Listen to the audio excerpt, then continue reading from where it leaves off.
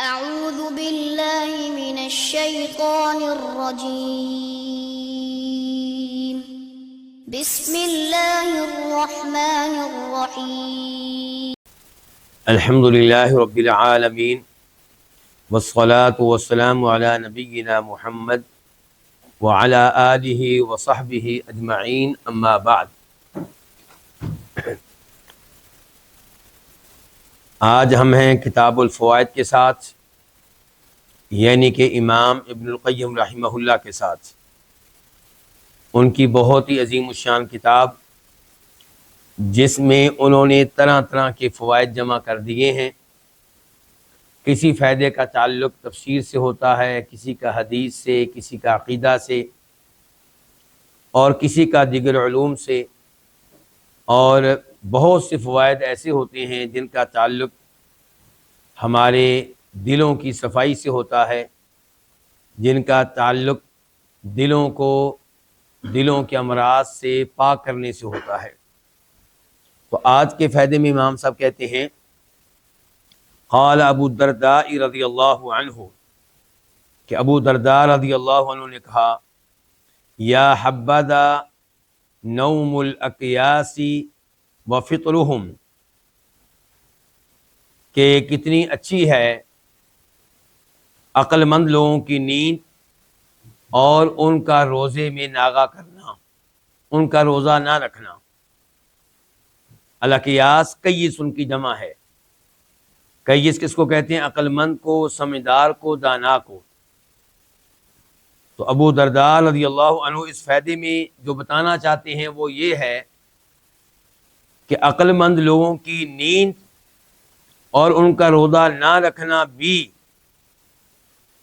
ان لوگوں سے مقام و مرتبہ میں آگے ہوتا ہے جو بیوقوف قسم کے ہوتے ہیں اور قیام کرتے ہیں، روزے رکھتے ہیں۔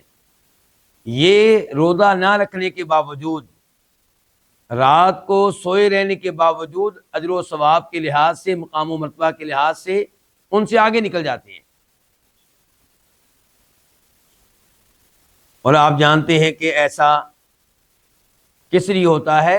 دل کی وجہ سے، دل کی نیت کی وجہ سے، اس قسم کے امور کی وجہ سے۔ تو امام صاحب کہتے ہیں، یا حبذا نوم الاکیاس وفطرهم، ابو درداء کہہ رہے ہیں کہ کتنی اچھی ہے عقل مندوں کی نیند اور ان کا روزے میں ناغہ کر لینا۔ کیف یغبنون به قیام الحمقى وصومهم، کیسے وہ غالب آ جاتے ہیں اس کے ساتھ، کس کے ساتھ؟ سو جانے کے ساتھ اور روزہ نہ رکھنے کے ساتھ۔ غالب آ جاتے ہیں کن پہ؟ احمق لوگوں کے قیام پہ، تہجد پہ، وصومہم، ان کے روزوں پہ۔ وَالذَّرَّةُ مِنْ صَاحِبِ تَقْوَى افضل من امثال الجبال عبادة من المغترین، صاحب تقویٰ کی طرف سے ذرہ بر کوئی عبادت ہو، تھوڑی سی عبادت ہو، معمولی سا عمل ہو، تو یہ افضل ہے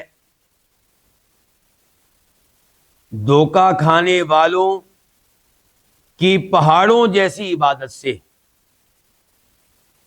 ایک طرف ہے صاحب تقویٰ، اللہ سے ڈرنے والا، اپنے دل میں اللہ کا خوف رکھنے والا، اپنے دل میں اللہ کی عظمت کو بٹھانے والا۔ وہ معمولی سی عبادت کرے تو اس کی معمولی سی عبادت اس آدمی کی عبادت سے کہیں آگے ہے جو دھوکے میں مبتلا ہے۔ دھوکہ کس چیز کا؟ اعمال کا، کثرت اعمال کا۔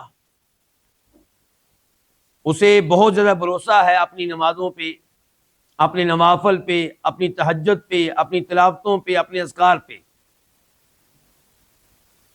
تو ایک طرف یہ آدمی ہے اور ایک طرف وہ متقی انسان ہے جو اللہ سے ڈرنے والا ہے، فرائض پہ دونوں عمل کرتے ہیں، واجبات پہ دونوں عمل کرتے ہیں، کبیرہ گناہوں سے دونوں دور رہتے ہیں، لیکن ایک کے دل میں رب کا بہت خوف ہے، رب کے لیے بڑی عظمت ہے، رب کے لیے بڑی محبت ہے، اور دوسرا ان امور میں بہت ہلکا ہے۔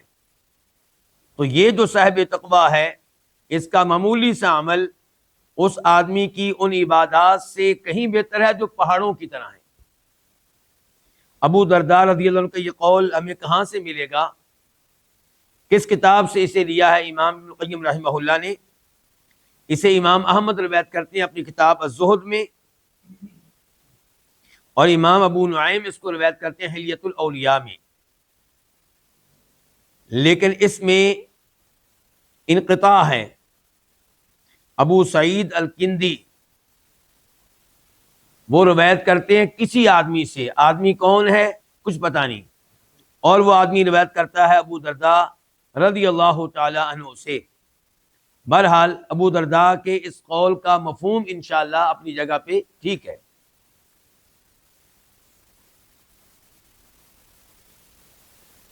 تو اب دیکھیں امام صاحب نے ابو درداء کا یہ قول نقل کر کے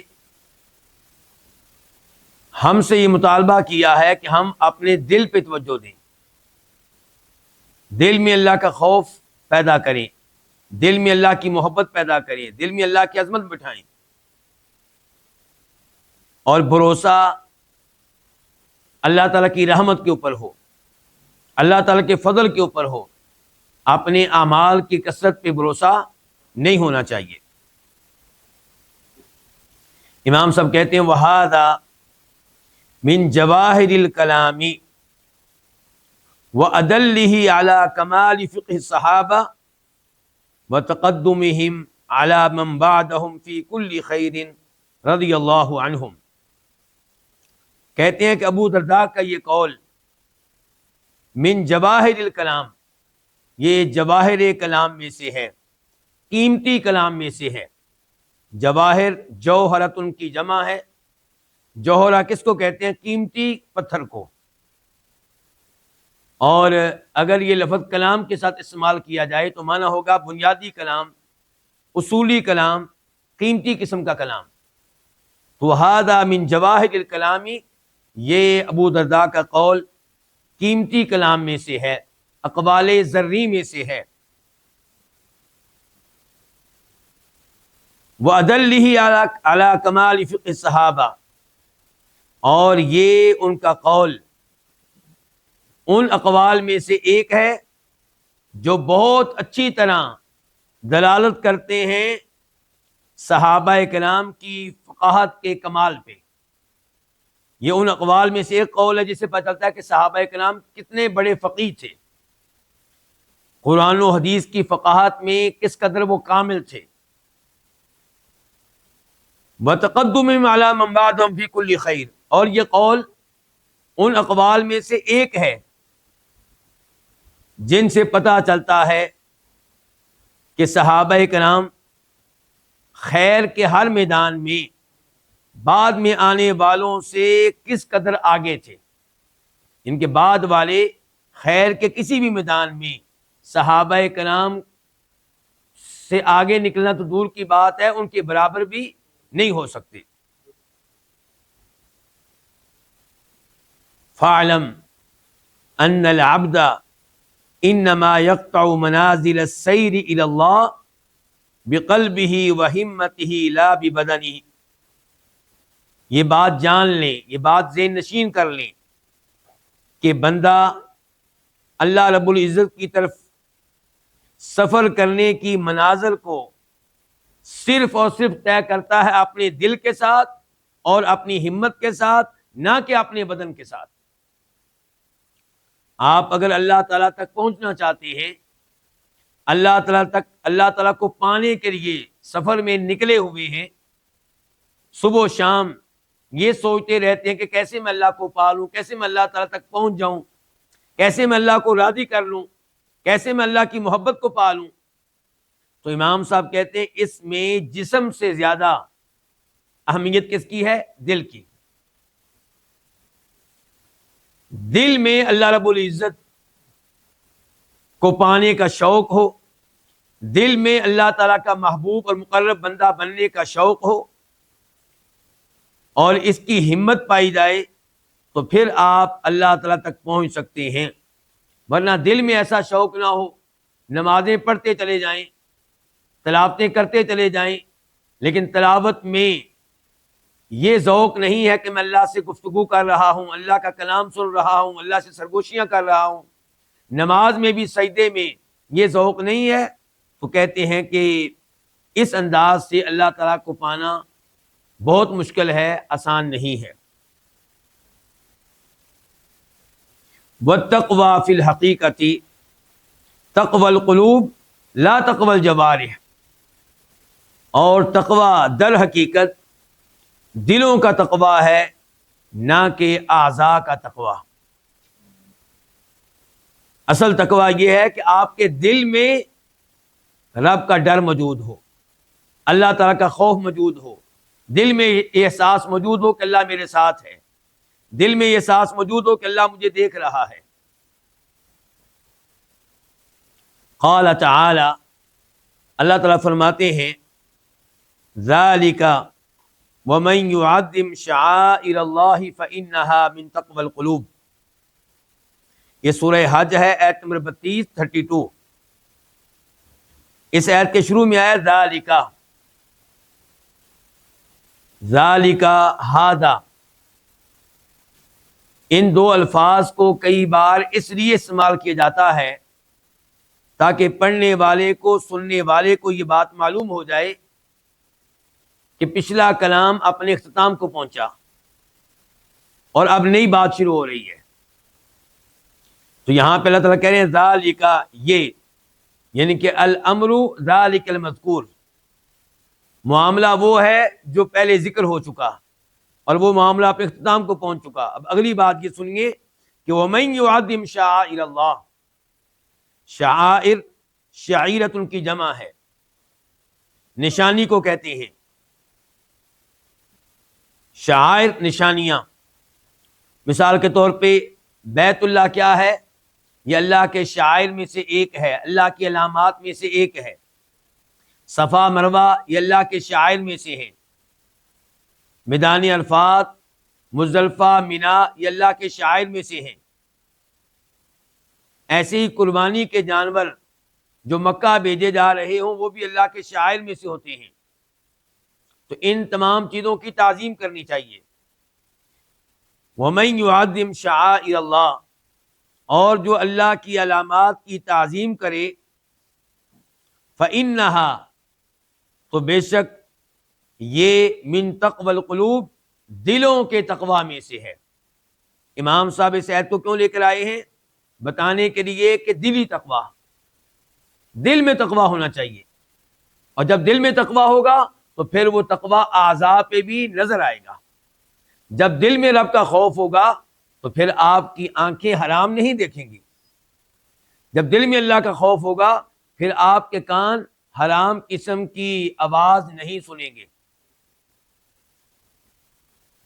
دل میں تقوی ہوگا تو اس کے اثرات زبان پہ بھی نظر آئیں گے، آپ کی زبان سے جھوٹ نہیں نکلے گا، شرکی الفاظ نہیں نکلیں گے، کسی کے اوپر تہمت نہیں لگے گی، آپ کسی کو برا بلا نہیں کہیں گے۔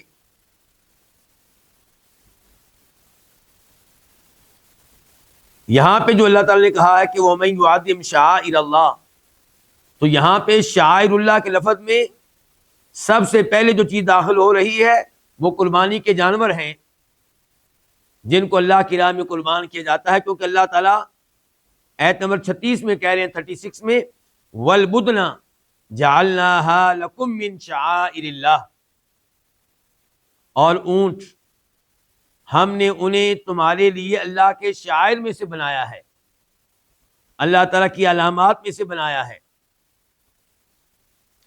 وقال، پھر امام صاحب دوسری آیت لے کر آئے، اور یہ آیات امام صاحب کس بارے میں لے کر آ رہے ہیں، کیا ثابت کرنا چاہ رہے ہیں؟ دل کا تقوی۔ کیا ثابت کرنا چاہ رہے ہیں؟ دل کا تقوی، کہ اصلی تقوی وہ ہوتا ہے جو دل میں ہو۔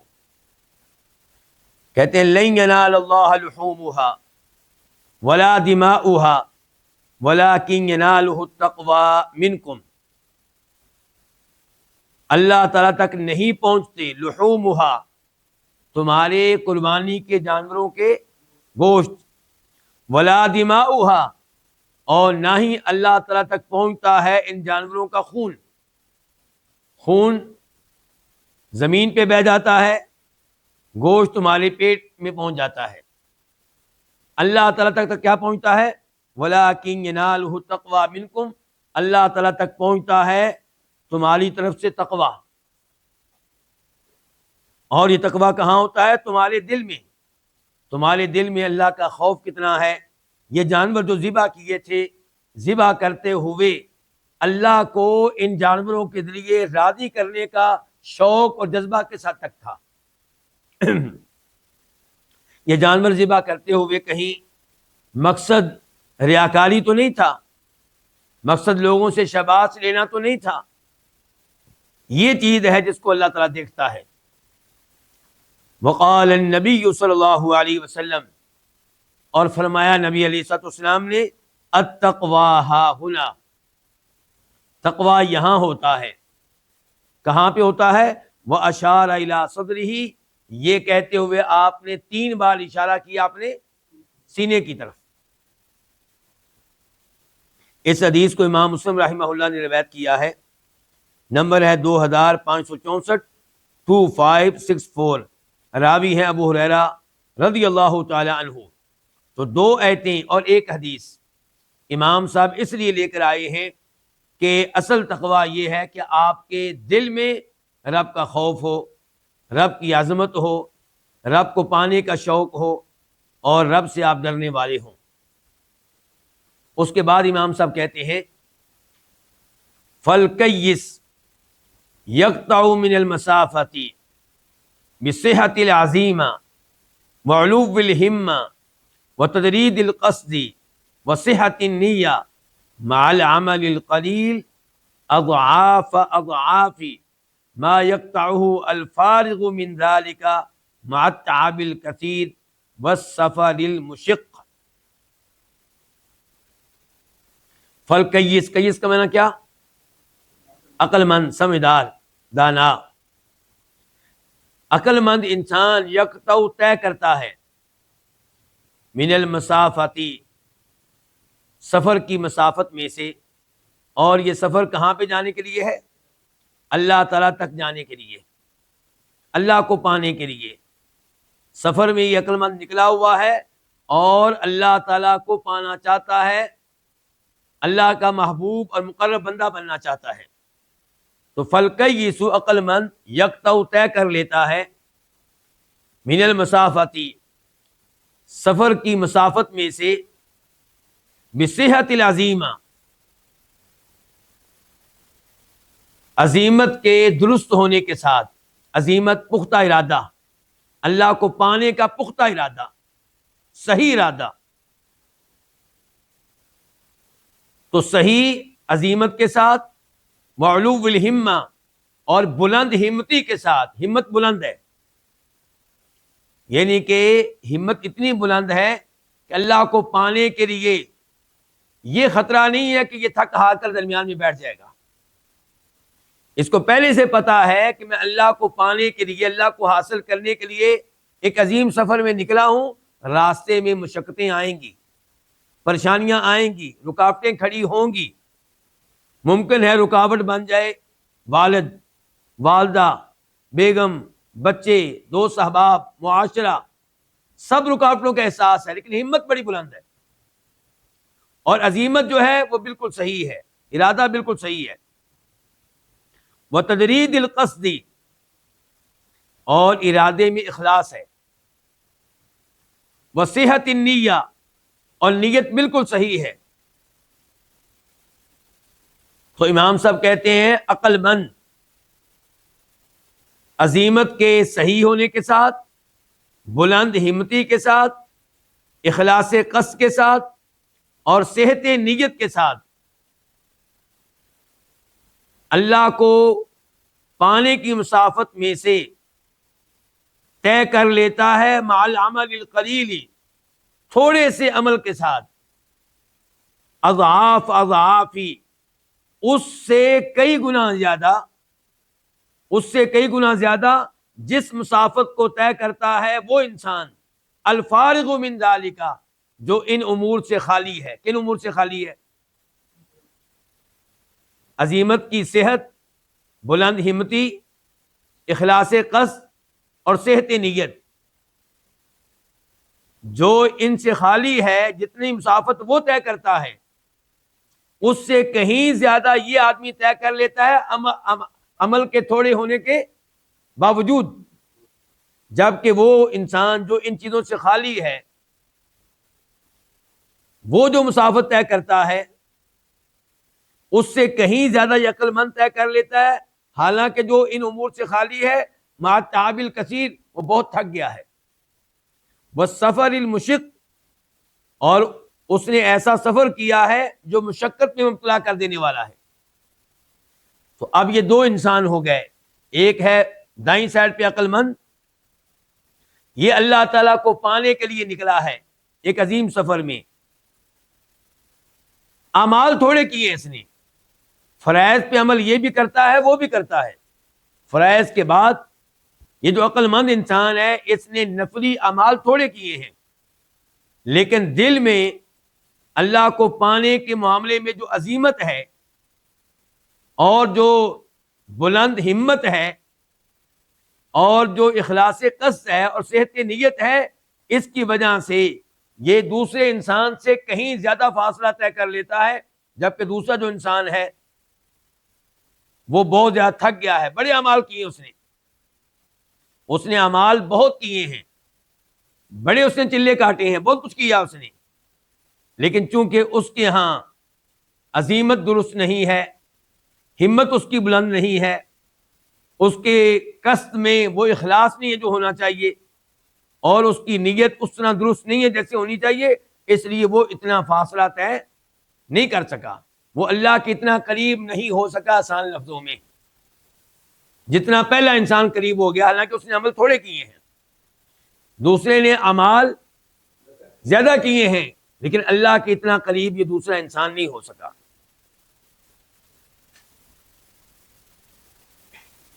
فَإِنَّ الْعَزِيمَةَ وَالْمَحَبَّةَ تُذْهِبُ الْمَشَقَّةَ وَتُطَيِّبُ السَّيْرَ، کیونکہ عزیمت پختہ ارادہ اور محبت، پختہ ارادہ کس چیز کے لیے؟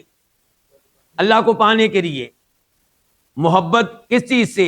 اللہ کو پانے کے لیے، تذہب، یہ دونوں چیزیں لے جاتی ہیں، المشقت، ختم کر دیتی ہیں، لے جاتی ہیں مشقت کو، وتطیب السیر، اور اللہ تعالیٰ کی طرف جانے کا جو سفر ہے اس کو خوشگوار بنا دیتی ہیں، اس کو بڑا عمدہ بنا دیتی ہیں، بڑا مزہ آتا ہے۔ انسان جب اللہ کو پانے کے لیے نکلے اور محبت ہو اور عزیمت ہو تو مشقتیں ختم ہو جاتی ہیں، مشقتیں آسانیوں میں تبدیل ہو جاتی ہیں، اور یہ سفر انسان کا بڑا خوشگوار ہو جاتا ہے، اس کو بڑا مزہ آ رہا ہوتا ہے، اس کو احساس ہوتا ہے کہ میں اللہ کے قریب ہو رہا ہوں۔ والتقدم والسبق الى اللہ سبحانہ انما هو بالہمم وصدق الرغبہ والعزیمہ، اللہ رب العزت کی طرف بڑھنا اور اللہ تعالیٰ کی طرف جانا، یہ صرف اور صرف ہمت کے ساتھ ہوتا ہے اور سچی رغبت کے ساتھ ہوتا ہے اور سچی عزیمت کے ساتھ ہوتا ہے۔ فَيَتَقَدَّمُ صَاحِبُ الْهِمَّةِ مَعَ سُكُونِهِ صَاحِبَ الْعَمَلِ الْكَثِيرِ بِمَرَاحِلِ، جو ہمت والا ہے وہ سکون کے ساتھ چلنے کے باوجود بہت زیادہ اعمال سر انجام دینے والے سے کئی مراحل آگے نکل جاتا ہے۔ جو ہمت والا ہے وہ سکون میں ہے، یعنی کہ نیک اعمال کرنے میں اتنی جلدی نہیں دکھا رہا، لیکن وہ بہت زیادہ اعمال کرنے والے سے کئی مراحل آگے نکل جاتا ہے۔ فَإِن سَاوَاهُ فِي ہمتِهِ، اگر یہ اس کے برابر ہو جائے ہمت میں، کون؟ دوسرا آدمی، اللہ جزائے خیر دے، اگر یہ دوسرا آدمی پہلے انسان کے برابر ہو جائے ہمت میں تو تقدم علیہ بعملہ، تو اب یہ آگے نکل جائے گا اپنے اعمال کی وجہ سے۔ اگر ہمت دونوں کی برابر ہو تو دوسرا انسان آگے نکل جائے گا اپنے اعمال کی وجہ سے، اور اگر ہمت میں فرق ہے، پہلے انسان کی ہمت بلند ہے تو وہ آگے نکلے گا چاہے وہ اعمال میں پیچھے ہو۔ وَهَذَا مَوْضِعٌ يَحْتَاجُ إِلَى تَفْصِيلٍ يُوَافِقُ فِيهِ الْإِسْلَامُ الْإِحْسَانَ، یہ ایسا مقام ہے جو ہم سے تفصیل کا متقاضی ہے، جس میں اسلام احسان کے مطابق ہو جاتا ہے۔ اسلام کس کے مطابق ہو جاتا ہے؟ احسان کے۔ یہ اسلام کیا چیز ہے اور احسان کیا چیز ہے؟ جی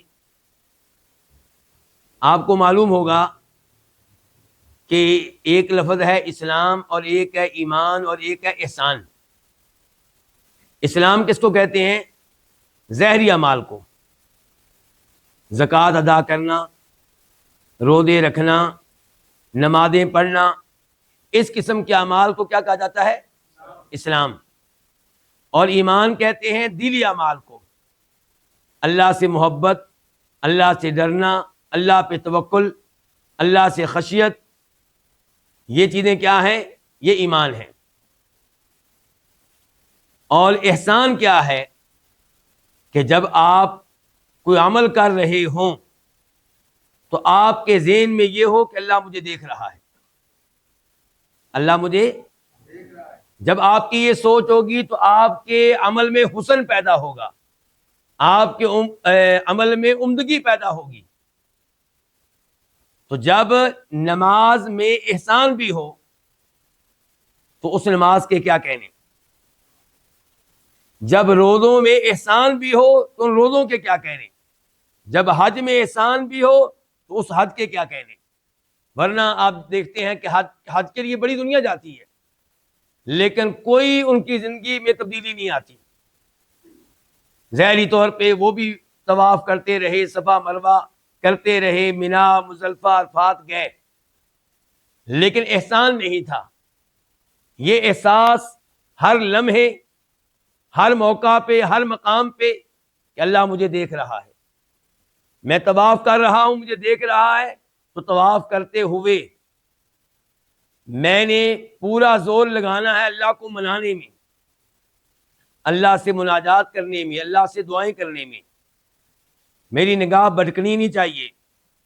طواف میں میرے دائیں بائیں عورتیں بھی ہیں، اور طواف میں عام طور پہ عورتیں چہرے کے پردے کے بغیر ہوتی ہیں۔ تو اب آپ کی توجہ اللہ پہ ہے یا ان عورتوں پہ ہے؟ اللہ پہ ہوگی تو یہ احسان ہے، اس طواف کا اپنا ہی لطف ہوگا۔ طواف کرنے کے بعد خود آپ کو بھی احساس ہو رہا ہوگا کہ جیسے اللہ نے میرا طواف قبول کر لیا ہے۔ تو یہ امام صاحب کہنا چاہتے ہیں کہ ایسا مقام ہو کہ جہاں پہ اسلام اور احسان ایک ہو جائیں۔ ادھر آپ نمازیں پڑھ رہے ہوں، ادھر یہ احساس ہو کہ اللہ مجھے دیکھ رہا ہے۔ ادھر آپ روزہ رکھے ہوئے ہوں، ادھر آپ یہ احساس کہ اللہ مجھے دیکھ رہا ہے۔ پھر روزہ رکھ کر آپ فلمیں تو نہیں دیکھیں گے نا، پھر روزہ رکھ کر آپ موبائل پہ گندے کلپ تو نہیں دیکھیں گے نا، پھر روزہ رکھ کر آپ کا وقت اذکار میں گزرے گا، تلاوت میں گزرے گا، اور اللہ سے یہ دعا کرنے میں گزرے گا کہ یا اللہ روزہ قبول کر لینا۔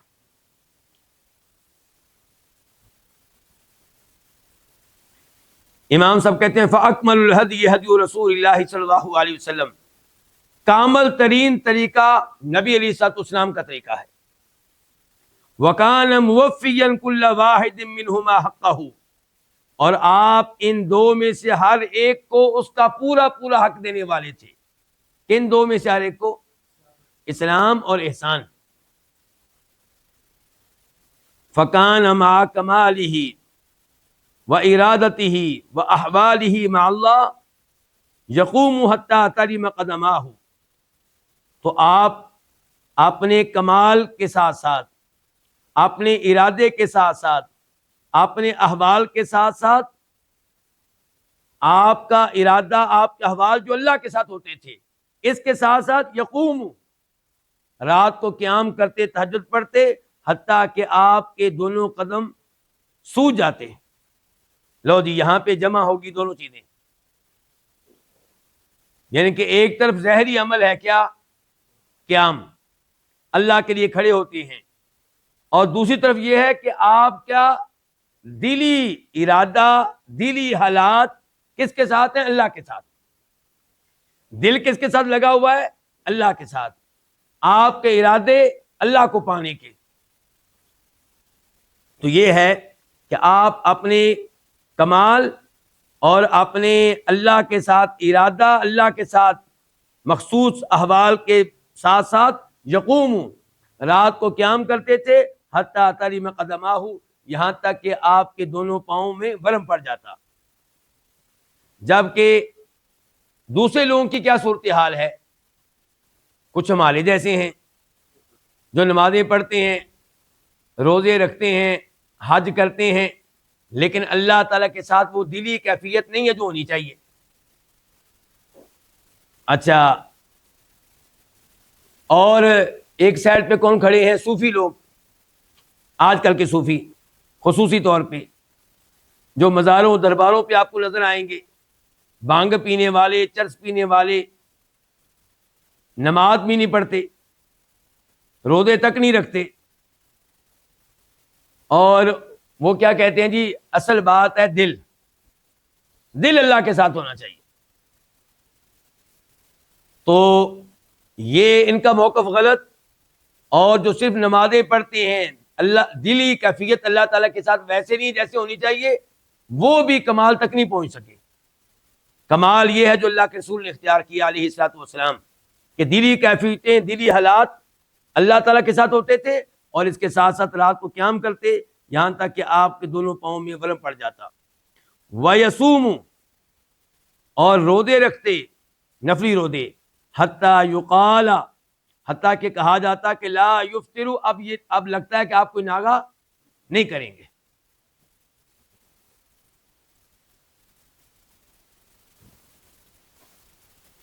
وَيُجَاهِدُ فِي سَبِيلِ اللَّهِ، اور اللہ کی راہ میں جہاد کرتے۔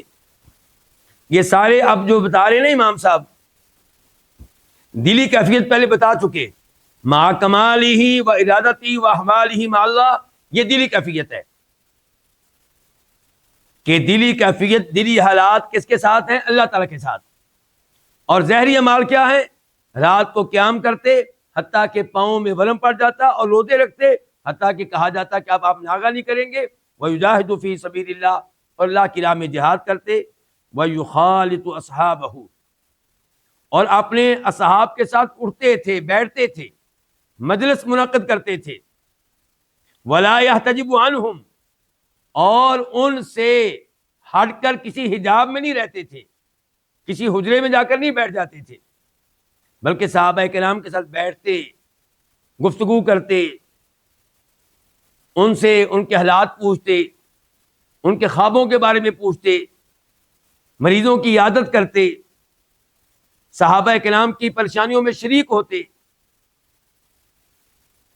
وَلَا يَتْرُكُ شَيْئًا مِّنَ النَّوَافِلِ وَالْأَوْرَادِ لِتِلْكَ الْوَارِدَاتِ الَّتِي تَعْجِزُ عَنْ حَمْلِهَا قُوَّ الْبَشَرِ، اور آپ نوافل میں سے اور وظائف اور اوراد میں سے کوئی چیز نہیں چھوڑتے تھے ان دلی کیفیات کی وجہ سے جن کو برداشت کرنے سے انسانی قوتیں عاجز اور بے بس ہیں۔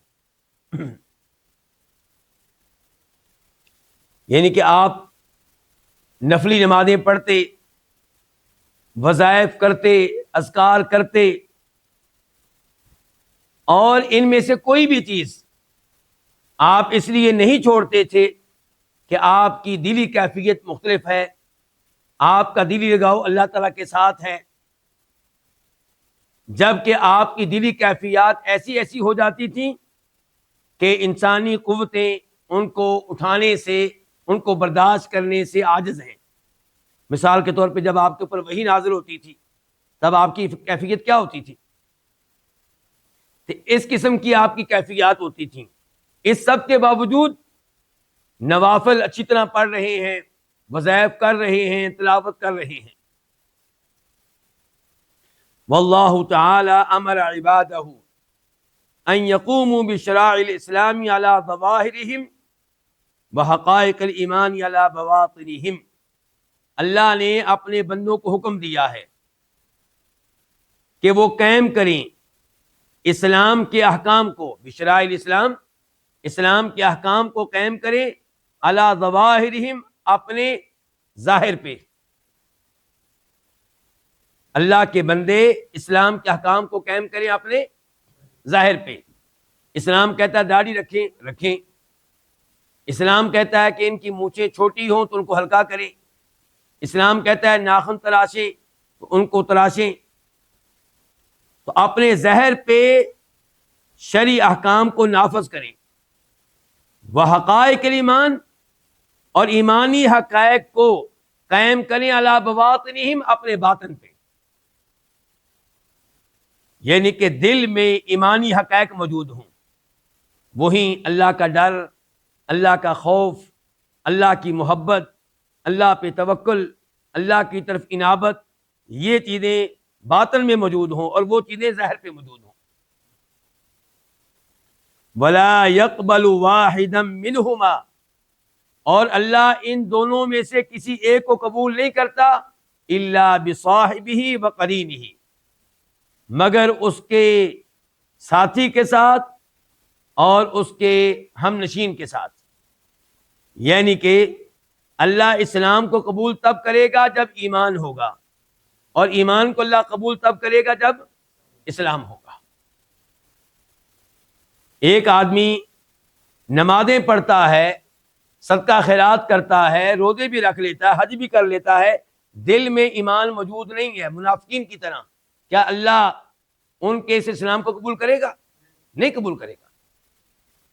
اور ایک آدمی کہتا ہے کہ میرے دل میں ایمان موجود ہے، میں اللہ پہ یقین رکھتا ہوں، آخرت پہ یقین رکھتا ہوں، نبیوں پہ یقین رکھتا ہوں، آسمانی کتابوں پہ یقین رکھتا ہوں، آخرت پہ یقین ہے، تقدیر پہ یقین ہے، اور میرے دل میں اللہ کا خوف ہے، اللہ کی محبت ہے، سب کچھ ہے، لیکن نمازیں نہیں پڑھتا. کیا نمازوں کے بغیر اللہ تعالی ایمان کو قبول کر لے گا؟ یہ امام صاحب کہہ رہے ہیں کہ اللہ تعالیٰ ان دو چیزوں کو ایک ساتھ قبول کرے گا. ایسا نہیں ہے کہ اللہ تعالیٰ ان میں سے ایک کو قبول کرے دوسرے کے بغیر. وفی المسند مرفوعا، امام صاحب کہتے ہیں کہ مسند امام احمد میں، مسند سے مراد کیا ہوتا ہے عام طور پہ؟ امام احمد کی مسند. کہتے ہیں وفی المسند مرفوعا، اور امام احمد کی مسند میں ایک حدیث ہے اور بطور مرفوع ہے. بطور مرفوع کا مطلب کیا؟ کہ اس حدیث کی نسبت نبی علیہ الصلوۃ والسلام کی طرف ہے کہ وہ بات آپ نے کہی ہے. کیا ہے وہ بات؟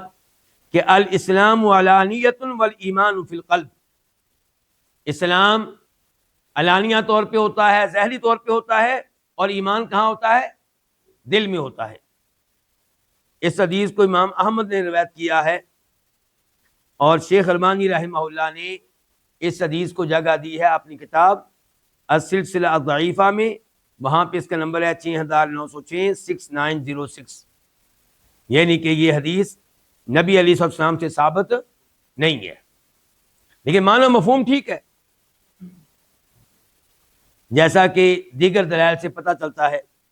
اسی کی مزید وضاحت کرتے ہوئے امام صاحب کہتے ہیں فَكُلُّ إِسْلَامٍ ظَاهِرٍ لَا يَنْفُذُ صَاحِبُهُ مِنْهُ إِلَى حَقِيقَةِ الْإِيمَانِ الْبَاطِنَةِ فَلَيْسَ بِنَافِعٍ.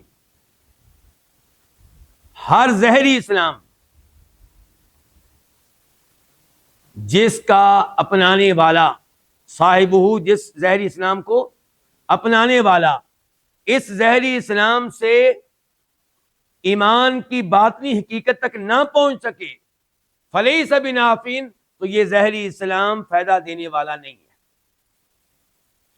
وہ ظاہری اسلام جس سے صاحب اسلام ایمان کی باطنی حقیقت تک نہ پہنچ سکے تو وہ اسلام کوئی فائدہ دینے والا نہیں ہے. وہی بات جو پہلے کہی ہے کہ اسلام ایمان کے بغیر فائدہ نہیں دے گا، اور اسلام سے مراد کون سے اعمال ہیں؟ ظاہری، اور ایمان سے مراد کون سے اعمال ہیں؟ قلبی اور دلی. تو ظاہری اسلام فائدہ نہیں دے گا حتیٰ یکون معہ، حتیٰ کہ اس کے ساتھ ہو شیء کچھ نہ کچھ من الایمان الباطن، کس میں سے؟ باطنی ایمان میں سے، وہ ایمان جو باطن میں ہوتا ہے اس میں سے کچھ نہ کچھ تو ہو. وَكُلُّ حَقِيقَةٍ بَاطِنَةٍ لَا يَقُومُ صَاحِبُهَا بِشَرَائِعِ الْإِسْلَامِ الظَّاهِرَةِ لَا تَنْفَعُ وَلَوْ كَانَتْ مَا كَانَتْ. اور ہر باطنی حقیقت جسے اپنانے والا، لا يقوم صاحبها، جسے اپنانے والا اسلام کے ظاہری احکام کو قائم نہیں کرتا، لا تنفع، یہ باطنی حقیقت کوئی فائدہ نہیں دے گی. کہتا ہے میرا ایمان بڑا مضبوط ہے، لیکن یہ ایمان اسے نماز کے لیے نہیں اٹھا پاتا. اس کا ایمان کہتا ہے مضبوط ہے، لیکن یہ ایمان اسے فجر کی نماز کے لیے جگہ نہیں پاتا. تو کہتے ہیں ہر باطنی حقیقت جسے اپنانے والا اسلام کے ظاہری احکام کو قائم نہ کرے، لا تنفع، یہ باطنی حقیقت کوئی فائدہ نہیں دے گی. وَلَوْ كَانَتْ مَا كَانَتْ، اگرچہ یہ باطنی حقیقت ہو جائے جو بھی ہو جائے، یعنی کہ جتنی بھی زیادہ ہو، جتنی بھی عظیم ہو، جتنی بھی مضبوط ہو، یہ دعویٰ ہی ہوگا مضبوط ہونے کا. یہ ایمان خاک مضبوط ہے جس ایمان کے نتیجے میں آپ رمضان کے روزے نہیں رکھ سکتے، آپ 5 وقت کی نمازیں نہیں پڑھ سکتے. تو یہ ایمان مضبوط ہو سکتا نہیں، یہ دعویٰ ہی ہے بس. فَلَوْ تَمَزَّقَ الْقَلْبُ بِالْمَحَبَّةِ وَالْخَوْفِ، پس اگر دل محبت اور خوف سے پھٹ جائے، دل میں اللہ کی اتنی محبت ہے، اللہ کا اتنا خوف ہے کہ پھٹ گیا. بس اگر دل محبت اور خوف سے پھٹ جائے، وَلَمْ يَتَعَبَّدْ بِالْأَمْرِ، لیکن اللہ کے احکام کی تعمیل نہ کرے، اللہ کے احکام کو نہ مانے، وَظَاهِرِ الشَّرْعِ، اور ظاہری شریعت کو نہ مانے، لَمْ يُنْجِهِ ذَلِكَ، تو یہ چیز، یہ دل اس کو آگ سے نہیں بچا سکے گا، جہنم کی آگ سے نہیں بچا سکے گا.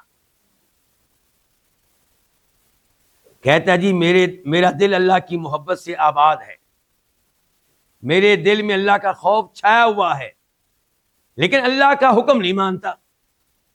اللہ تعالیٰ کہتا ہے نماز پڑھو، نماز نہیں پڑھتا. اللہ کہتا ہے روزے رکھو، رمضان کے نہیں رکھتا.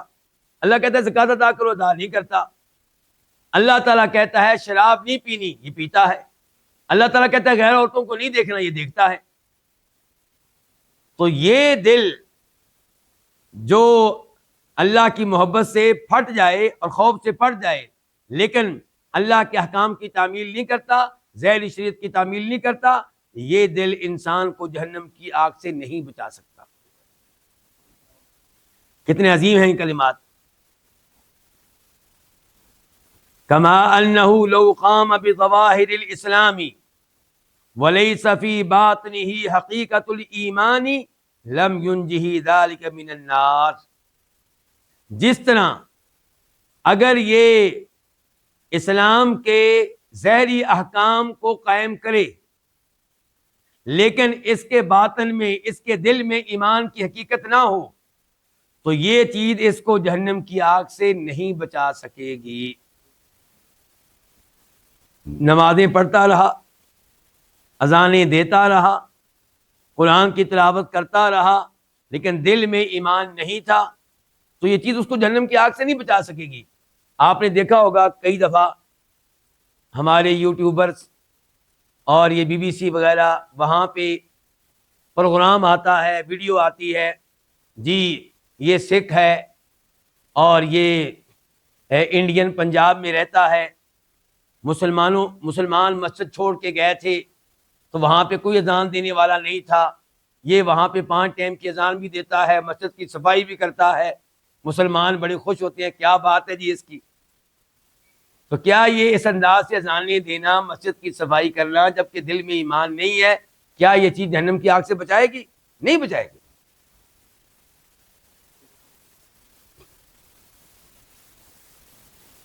امام صاحب کہتے ہیں وَإِذَا عُرِفَ هَذَا، جب یہ بات واضح ہو چکی، یہ بات معلوم ہو چکی، فالصادقون السائرون الی اللہ والدار الآخرۃ قسمان، تو وہ سچے لوگ جو اللہ تعالی کی طرف سفر میں نکلے ہوئے ہیں اور آخرت کے سفر میں نکلے ہوئے ہیں، قسمانی ان کی دو اقسام ہیں۔ یہاں سے آگے انشاءاللہ ہم آئندہ درس میں مکمل کریں گے۔ یہاں پہ آج کے درس کا اختتام کرتے ہیں اور اللہ رب العزت سے دعا کرتے ہیں کہ اللہ تعالی ہمیں اس عظیم فائدے سے فائدہ اٹھانے کی توفیق بخشے۔ امام صاحب نے ہمیں کیا سمجھایا؟ ایک تو یہ سمجھایا کہ عقل مند لوگ وہ سوئے بھی رہیں، یعنی کہ سوئے رہیں کس سے؟ فجر کی نماز سے نہیں، تہجد کی نماز سے، اور نفلی روزہ نہ بھی رکھیں، وہ اجر و ثواب میں ان سے آگے نکل جاتے ہیں جو فرائض کے ساتھ ساتھ رات کو قیام بھی کرتے ہیں اور دن کو نفلی روزے بھی رکھتے ہیں۔ وجہ کیا ہے؟ دل کا تقوی، دلی ایمان، دل میں اللہ کی محبت، دل میں اللہ کا خوف، دل میں اللہ کی عظمت۔ اور امام صاحب نے کہا کہ جو متقی انسان ہے وہ ذرا بر عبادت کرے تو اس کی یہ عبادت دوسرے انسان کی اس عبادت سے آگے ہوتی ہے جس کی عبادت پہاڑ کے برابر ہے لیکن عبادت کے دھوکے میں مبتلا ہے۔ اور پھر امام صاحب نے بتایا کہ اصلی تقویٰ کس کا ہوتا ہے؟ دل کا تقویٰ۔ اور یہ میں اور آپ جانتے ہیں کہ دل کا تقویٰ اعضاء پہ بھی اثر انداز ہوتا ہے۔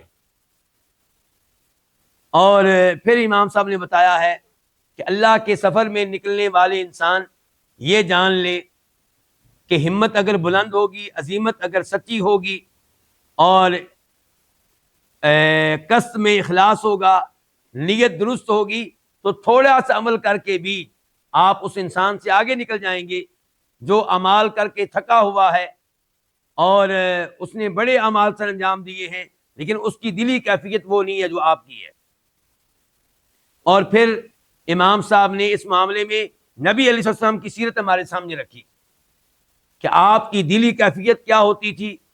دل میں اللہ کا خوف، دل اللہ کی محبت سے آباد، دل میں اللہ کی خوب عظمت، لیکن اس کے ساتھ ساتھ رات کا قیام دیکھیں کہ پاؤں سوج جاتے، نفلی روزے اتنے رکھتے کہ لوگ کہتے کہ اب آپ ناغہ نہیں کریں گے، جہاد کرتے، غزوے کے بعد دوسرا غزوہ، پھر تیسری جنگ، پھر چوتھی جنگ، صحابہ کرام کو وقت دیتے، ان کے ساتھ بیٹھتے، ان کے مسائل حل کرتے، لیکن کوئی نفل ترک نہیں کرتے تھے، کوئی ورد ترک نہیں کرتے تھے، یعنی کہ دونوں چیزوں کو آپ نے جمع کیا ہوا تھا۔